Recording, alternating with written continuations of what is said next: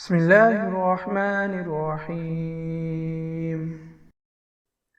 سحری کب کھانا شروع کرے؟ سحری ذرا تاخیر سے کھانا بہتر ہے۔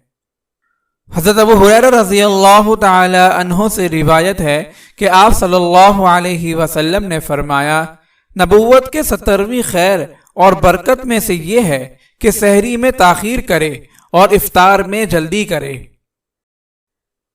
حضرت ابو دردہ رضی اللہ تعالی عنہ سے مروی ہے کہ آپ صلی اللہ علیہ وسلم نے فرمایا، سحری آخری شب میں کھایا کرو، یہ مبارک کھانا ہے۔ حضرت ابن عباس رضی اللہ تعالی عنہما سے مروی ہے کہ آپ صلی اللہ علیہ وسلم نے فرمایا، ہم انبیاء کی جماعت کو حکم دیا گیا ہے کہ افطار میں جلدی اور سحری میں تاخیر کریں۔ اگر آپ اس صدقہ جاریہ میں شامل ہونا چاہتے ہیں تو چینل کو سبسکرائب کریں اور لائک اور شیئر کرنا نہ بھولیں۔